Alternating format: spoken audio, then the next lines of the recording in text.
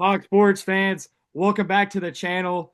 This is a big one, and I'm gonna go ahead and tell you why right now. I've been talking to Eryk a little bit off camera. We actually might be going to see him in person next week, so stay tuned for that. He'd be our first guy to ever come on the channel and do an in-person interview, meetup, whatever you guys want to call it. So really appreciate his time. He's in camp right now for UFC Fight Night in Vegas, August 9th. He's coming off a 2-0 2024, and he's looking to get the momentum going. So, Eryk, I really just want to say, man, we really appreciate you taking time, not only out of camp, in your life right now, but, it's a Friday night, man. So it gets busy on weekends. So we really do appreciate your time and how well you've been communicating with me. This has been something that's coming for like 2 weeks now. So I really appreciate it. Yeah, my pleasure. I don't do anything on the weekends, especially during fight camp. So, I'm a homebody. So it's just, it's whatever. And I will say too, just to go ahead and throw that out there, I think you have the coolest fucking nickname in the UFC. If you've never said "Ya Boi" to any of your homies or anything like that, then I don't really know what you're doing. I don't think you guys are really friends. So I just want to put that out there now that I think you have the coolest fucking nickname in the UFC. I appreciate it, brother. Yes, sir. Just to start off though, Eryk, we kind of already touched on it a little bit. How's life going for you right now? Like I said, I'm really jealous right now that you live in Alabama. That's where I'm going to be in a week. That's kind of like my Super Bowl for the year because that's the family vacation. So, how's life down in Bama, and how's camp going for you right now? Man, everything's good, man. Getting ready to open up a gym shortly after my fight, getting ready for my fight. So, I got a lot of, hands in different pots and, staying busy and, that's just kind of the way I like it anyways. That's awesome, and we love to hear that, man. We love to hear that. It's good to keep your mind going and not just be so focused on fight camp. I feel like that's really good for you guys to be able to reset and have a life outside of fighting too, leading up to something like that. Yeah, absolutely. Fighting is my life, but I got two fights left, this one and another one. So, I'm trying to, venture out into new projects and new things. And, I just, this is where I'm at right now. Yes, sir. And that's good that you're already setting yourself up. Obviously, we've got a little bit left in the tank to get some W's for sure. Yeah, for sure. But that's good that you're being a businessman, got that mindset.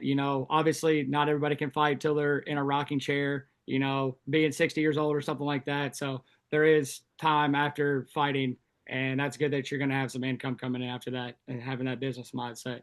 So that's dope to hear that. I love whenever fighters set themselves up for success after that. But Yeah, fighting and coaching and stuff is a passion of mine. And it's, even though I'm not fighting myself, I can train, not even just fighters, kids, soccer moms, business professionals, things like that. It's a great workout, good way to stay in shape or get in shape and, kind of, boost your confidence and stuff, knowing that you can choke somebody out. for sure. And that, I will say, being a soccer coach myself and my girlfriend that's actually sitting right beside me, we both coach out of high school. The soccer moms are crazy to deal with, man. So they got to blow their Dude. steam off some way. They got to blow their steam off somehow. So Dude, if you've never seen a wrestling mom, then you haven't seen Rage, you know. I can't imagine that, man. But if somebody's gonna be able to calm them down and let them do their thing, it's certainly you, man. But just kind of going off what I said in the intro a little bit. Obviously, you had a fantastic 2024, going 2-0. Last fight was a finish. So how do you look to keep the momentum going on August 9th? I think I just need to keep doing what I did, in 2024. Just stay focused, I'm coming to the end. So it's like, I think a lot of people when they have like one foot out the door, they kind of lose focus and they're whatever. But me, knowing that I only have two more, I'm probably more focused now than I ever was. So I just try to keep the momentum going. I never really stopped training. Um, Traveled a bit, so been sitting down long enough that I'm really hungry to fight, get back in there. I'm enjoying training, always have, always will, and just really having fun with it. That's awesome, and I love what you just said too. I feel like a lot of athletes, it doesn't matter what sport it is, if even if it's not mixed martial arts. Sometimes guys do get to the end of the road and they don't have both feet in. You know what I'm saying? And that does cause them to maybe not necessarily go out on the best terms. So that's awesome to hear that you're locked in more than ever, and you know what's ahead, and you're going to really push yourself. to end good here, man. I'd love for you to end 4-0. That's Yeah, that'd be great. That's certainly what we're pushing for and striving for. And I think we'll get it done. yes, sir. And kind of speaking on that, with you being 38 now, kind of being on the back half of your career, what's something that you've learned in fighting throughout all these years that you wish you kind of knew earlier on in your career? If you could like say that to your younger self now. Well, I spent, most of my career partying a lot. Yep. So, like, but what came of it, any of the women I was with or the times that I had, like, it's all just a story, But what I think what a cooler story would be is like I won way more fights and made way more money and sacrificed all the BS, and then when I retire, I can do whatever I want. So I would go back and, kind of yank my younger self out of the club and bars and, things like that. What was the age where you're kind of like, man, like I gotta lock the fuck in. We kind of saw something like that with O'Malley earlier this year. Obviously, he felt like he needed to make some changes in his life to have a better performance against Marab. Obviously, he was unsuccessful with that, and that's unfortunate for him. But what was kind of the age where you're like, man, I gotta cut this shit out and I gotta kind of lock in a little bit more? Yeah. Um, well, I've always been, I've always been like that, but I think when you're younger, you kind of recover better, you recover faster. Sure. And when you're playing football, you have other people to rely on to, if you're not playing your best, there's someone to kind of cover your back and whatnot.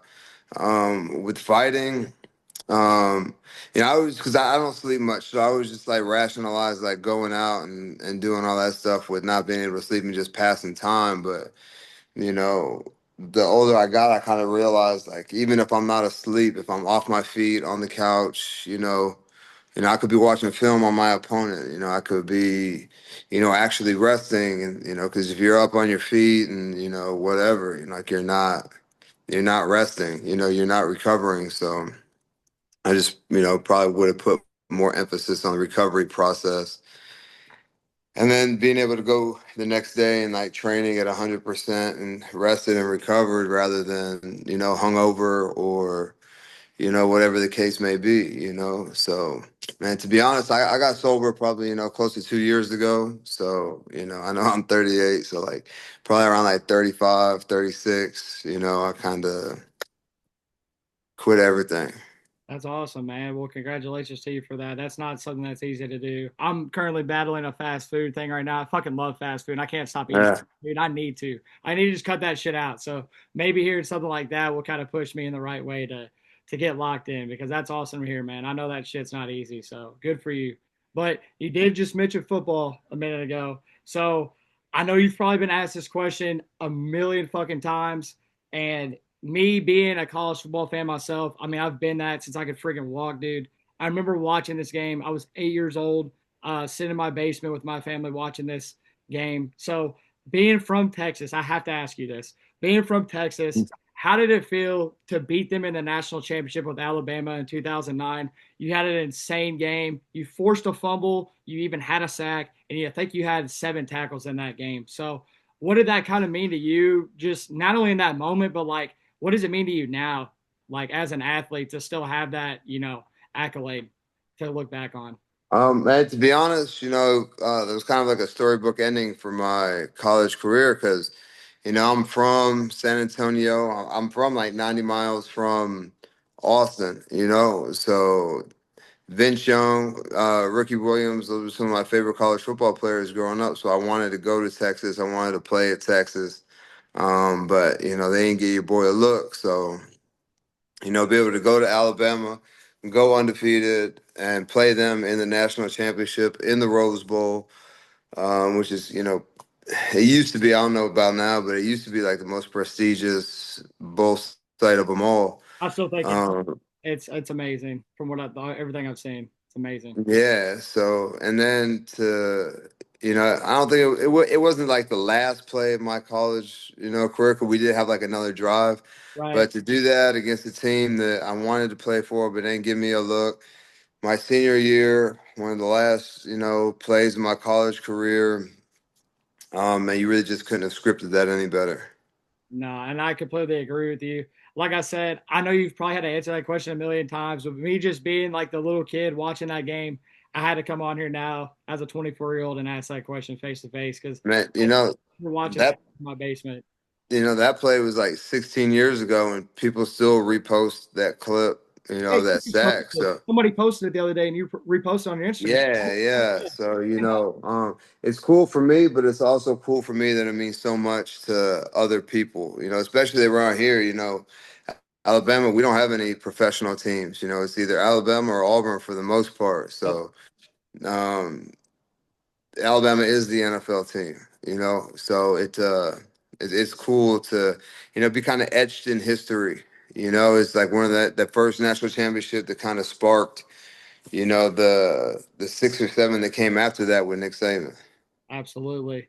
Absolutely. I love that answer. And I really do appreciate all the insight on that, man. Like that's dope to really get on here and, hear that from somebody like you playing in that game, man. Yeah, Especially the absolutely. impact you had on the game. So that's dope. So that leads me to my next question. It does not matter who else I ever get on here. I will never be able to ask them this question. There's not a single other athlete I can ask this question to. What is harder, a 5 round MMA fight or a fourth quarter SEC football game? Well, I guess it depends who the team is. LSU, man, they always play tough. Auburn too. Um, but the difference between football and fighting is you have a team, you have coaches, you have a defensive coordinator, offensive coordinator, a head coach, a position coach. There's 10 other guys on the field at the time with you, and then there's another 11 to play, in my case, offense, and then like there's like 125 people on the football team. And in fighting, there's probably 20 fighters that train at my gym. But when it comes fight time, when it's game time, if you will, it's just me.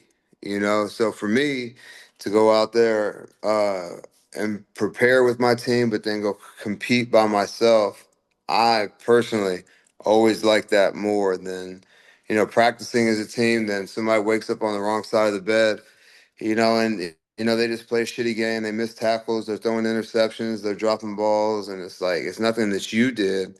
And sometimes I'm not, obviously I'm not perfect. I've fucked some plays up too. So it for me, it's always been more satisfying to go out there and win a fight than to win a game. For sure. And I figured that's what the answer was going to be, but I had to ask that just to kind of see what the comparison was. But it's like you said, I mean, at the end of the day, it's yourself in that octagon. You kind of, I mean, you do control your own actions in there. Obviously, you can't control what the other guy's going to do, but you can control a lot more being in the octagon fighting somebody than, being on a football field where you got 11 starters on one side of the ball, 11 starters on the other side of the ball, plus special teams and subs and all that type of shit. So Yeah, I love that answer that you have right there. That's kind of what I figured would it probably be, but I just kind of had to ask that because I know how competitive SEC football is. If you see right here, yeah, I see all the hats. I'm from Kentucky, but I got my keep it dudes Alabama hat right here. So we got the Alabama Hey, hat too. So, but I am from Kentucky, so SEC football. I've watched that shit my whole life. So that was a dope answer. I really appreciate the insight on that. So since we've kind of been talking about a few different, or we've been talking about football and MMA, now I'm gonna kind of give you a chance to open up the whole map to sports. If you could switch lives with one athlete right now, who would it be and why? shoot. Just for one day though. Like you get to come back and still do your thing. Just one day. In history, mm, I don't know. I think it'd be pretty cool to be Michael Jordan. Hell yeah. Let's You go. know, I love that answer. yeah, I think it'd be cool to be Michael Jordan. Uh, yeah, he Allen Iverson. He was my favorite basketball player ever. And I just saw that like he had a trust set up, so when he turned 50, he got like another $30 million from I think either Nike or Adidas, whoever he signed with. That's So I cool. was like, man, that's cool. You don't do nothing for I can't remember how long he's been retired, but he got some money when he turned like 35, and then he got another fat check when he turned 50. So I think that's cool that you don't hear that part of they'll show people's highlights forever, but when you see people, and it may not have even been him, maybe somebody told him to do that with his money. I don't know, but um, I think that's cool when you hear things like that. So I would love to trade places with him for a day, have $50 million in my bank account, and go fuck off for a day, and then come back to the fighting game. I probably if I could take some of that money with me when I came back, I'd definitely give it a go. Dude, that'd be fucking dope. And since you were a fan of him, like kind of growing up, did you have that blue Sixers Allen Iverson jersey by chance? Because I think that's one of the like the most iconic NBA jerseys of all time. Did Yeah, nah, I got three other brothers, and we just we ain't have it like that, so but I just but even like maybe I could get online and find one now because that'd be really dope to have a Iverson jersey like that. no, it's definitely like in my opinion though, like everybody else has their own opinion, but to me that's like a top five NBA jersey all the time. Like if somebody has that on, it's gonna turn heads and be like, damn, that dude like he knows ball, you know. Yeah, for sure, for sure. Nobody, if you got on an Allen Iverson jersey, like you automatically know ball. But Or even like the black one with the gold oh name, and I think the numbers were red. The numbers may have been gold too, but yeah, I think it was gold and red. I think you're right. yeah, yeah, yeah. But I always thought that was fire too. Yeah, they need to bring that shit back. Their jerseys now aren't that good. No Yeah. disrespect to the Sixers, but they need to bring that shit back. All right, so now we're gonna kind of rewind a little bit. I probably should have put this together with the other football questions. I don't know why I did that, but I just want to give you a break, maybe from football. I don't know why, but if you could challenge one of your old Alabama teammates to an MMA fight from just fucking off in college, being a headache at practice, pissing people off in games, what Alabama teammate would you want to fight the octagon just to give him an ass whooping? Oh, shoot, that's a tough question. I know Javier Arenas liked to fight a lot. He was a bit scrappy. Um, I don't think any one teammate ever just I just kind of like accept people for who they are, and if somebody's just like a screw up or whatever, then it's just what it is. But I never really count. I'm eventually gonna depend on that person. So if I hate that person, like, and I'm not gonna trust them to do their job, then I'm gonna try and do more than I should. Then I'm gonna be the one messing up. So I just never really tried to hold any grudges. Um, that's a good question. I'll tell you which teammate I think would have made the best fighter is Mark Barron. Okay. Uh, he played, several years, I think, I know for sure for Tampa Bay, I think for the Steelers too. But I mean, you want to talk about a natural athlete.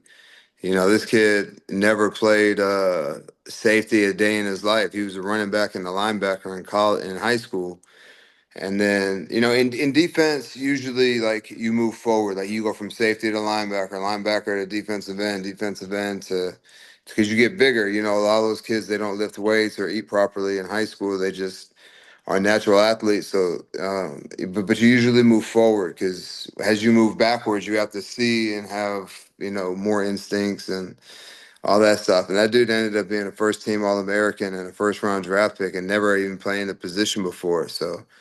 And, he just had that build, wide chest, narrow waist, big arms, athletic. He could jump. He was explosive. I've seen him hit somebody, like punch somebody before, and it did not work out well for that person. Oh So shit. yeah, he probably would have been a natural fighter.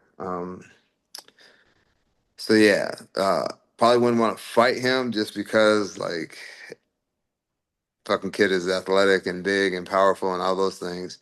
But I think he probably would have made the best MMA fighter. Okay. And I was like, I wasn't saying that for you to like call out a teammate you didn't like. Like I thought it would be like your boy or something like that. Like your best Oh no, no, his no. ass in there. Man, we used to wrestle in the locker room all the time and not even like wrestle for takedowns, wrestle to slam somebody. Like, you know what I mean? Oh, So shit. yeah, no, it was quite the spectacle to see those guys, go out there and do that. I guess that's how you prepare yourself to win a national championship, though. In the locker room, like nothing on the field. You're not going to get slammed on the field. I mean, you guys are so damn big. I mean, you might slam other teams. You probably like an FCS school or something like that early in the season. Yeah, and You're not going to fucking get when slammed on your head or something like that, but like an SEC player or something like that. whenever we did that, it wasn't any animosity. It was just like, guys playing around. Yeah, and everybody else watching. So, it was, I always enjoyed it when everybody was doing that. that's fucking dope. That is dope. I love to hear that, man. And that's good that you guys like didn't really think anything of it. Like you guys are just being boys, you know. Like Yeah. there was no like I guess hostile tension or anything like that. I guess you. Nah, nah, it gets really loud, people are laughing and screaming and stuff, and then like 10 minutes later, it's like, yeah. Oh my gosh, that's so dope. Would you guys like do that like before practice, after practice? Like when would this? Yeah, just man, ain't no telling whenever, just two people talking shit and then one grabs the other one and they start wrestling around a little bit and it's just what it kind of turns into. That's fucking hilarious. I love that. All right, well, I guess we'll stay on the topic of football. I didn't say this earlier in the video, but Eryk, I tell everybody that comes on here and the fans, if this is their first video that they're watching, we try to ask you guys fun questions towards the end of the interview because you guys get asked the same shit over and over and over again by the UFC media. So I'm trying not to be a UFC reporter. We're trying to have fun here. So that's why we're asking fun questions now. So All my right.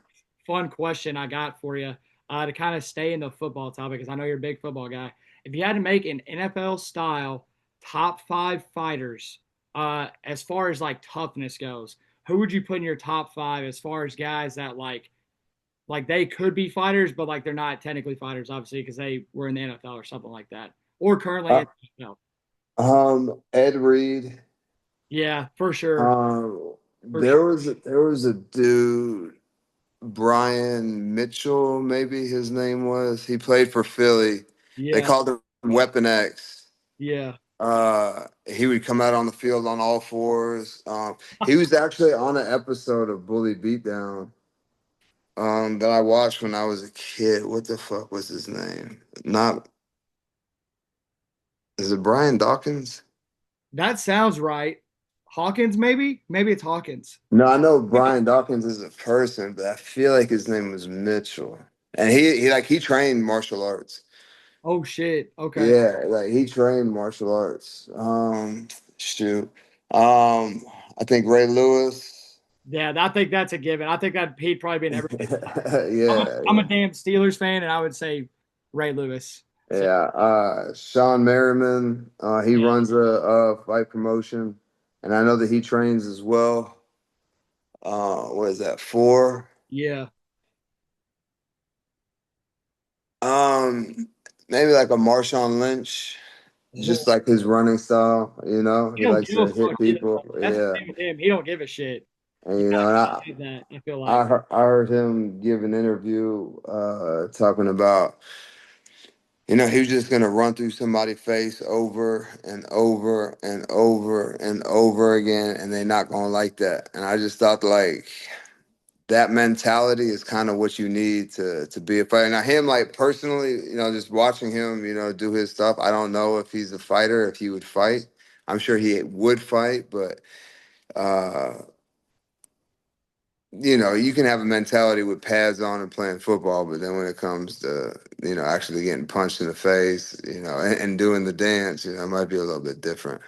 for sure. But hey, I would base it on toughness though too. So like they don't have to be necessarily fighters. And like Marshawn Lynch, he's a great answer, man. Yeah, yeah. That's a goat from whenever I was like a little kid. So I actually Yeah, he's the man. it'd be interesting to see if he was like in the UFC or fighting in MMA, if he would like actually sit down on the stool in between rounds and like eat Skittles or some bullshit like that. Yeah, I bet he would, dude. I'd be like his wild at like he'd do some bullshit like that. I feel like so. I love that top five though. I feel like Ed Reed and Ray Lewis is definitely should be in like everybody's top five. If not, you like probably don't know ball. Yeah, for sure. Especially being a Steelers fan. You know, if you're a Steelers fan watching this, I'm fucking sorry guys, but I'm just being real. You know what I'm saying? So, I got my last fun question though for you, Eryk. Obviously you said you got two fights left. The only one's already booked for the Apex in August on August 9th. So if the UFC were to let you pick your last fight location, what would be the ideal location for you? Madison Square Garden, for Let's sure. go. Hell yes. I missed out on that last year. I was supposed to fight Weidman in the Garden, but I got food poisoning and they pulled me from the card, and then we fought like 3 weeks later. So yeah, dude, that place is like the mecca for combat sports. Dude. We even weighed in. The ceremonial He'll weigh-ins on the same scale that like Joe Frazier and Muhammad Ali Yeah. weighed in on. So, just like the history of that place, the atmosphere, New Yorkers are crazy about their sports and whatnot. So I would love to have fought, but since that fell through, if I could, exit the game with a win in Madison Square, that'd be fucking best case scenario. But I think that that is actually like a real potential possibility here, right? Like you're Yeah, yeah, they go there every November. finally So going there in November for a pay-per-view. yeah, if I fight in August, well, I will fight in August. So that gives me, some time to heal up and then start training again. That'd be great. Yeah, no, that dude, I would love that for you, man. That actually, like the timeline and everything, that sets up perfect. Especially since you were supposed to fight Weidman. Um, to be totally honest with you, that's like the only pay per view I've not watched in like the last 2 or 3 years. When me and my girlfriend that are sitting right beside me, we had to travel home from the beach, and it was like a 13-hour drive. So I couldn't stay up and like watch that actual card. I think I watched like Obon Elliott fight or something like that. I think he was like one of Yeah, the fights, and then I had to go to bed. So like for my sake, like as a fan of yours, like it's probably a good thing that you ended up not being on that card because I wouldn't be able to watch you like sit there and watch you fight. I'd like go back and watch the highlights. But dude, I'd fucking love that for you, man. I love that answer too. yeah, that'd be dope. So Really we'll see. thing. Do you think Dana and Hunter can make that happen for you, or Sean Shelby? Yeah, I don't see why not, but obviously there's a lot of other options, and if the right opponent is available or isn't available or whatever, as long as I get it done this year, like at the end of the day, I'm cool. For sure. And I think that card also probably has the potential to maybe be the card of the year. They all Yeah, yeah. I feel like They every single fight they put on there is just they always do it big in the Garden. for sure. For sure. Dude, I would love that for you, man. We're gonna have to like tag Dana White like every day. Lobby for it. Yeah, for That sure. fucking shit going. So if you're watching this, man, tag Dana White, Hunter, whoever the fuck you got to tag. Let's get him on the Madison Square Garden card in November. Let's do that, man. Love that shit for you. But Eryk, I have got to the end here. I ask every single fighter that comes on here that is in current camp. Um, what's the last message you got to the fans to tune in and watch you get this W on August 9th to get it going in 2025 and then ride off into the sunset again and get another W? Yeah, I think this is going to be a really good fight. It's a really good fight on paper too. He's a striker. I like to throw, so I think this would be a fan-friendly fight. We'll be in a smaller cage, so it entices the fight a lot more. So you'll see a lot of action. That's awesome. Well, we wish you well, man. We can't watch you or wait to watch you get the W. Hopefully we can get you back on the channel. If not, like closer, to the fight. Obviously we're gonna try to interview you in person next week, but hopefully we can get you back on closer to the fight. Definitely after the fight, whenever you get that W, man. We'd love to get you back on here, and we really appreciate the time and how awesome you've been with communicating and put this together, Eryk. So we really appreciate it, man. We can't wait to watch you do your thing on August. Yeah, anytime, brother. You just let me know. Yes, sir. Eryk, Ya Boi Anders. Everybody tune in August 9th. He's going to get that W inside the Apex. We'll see you guys.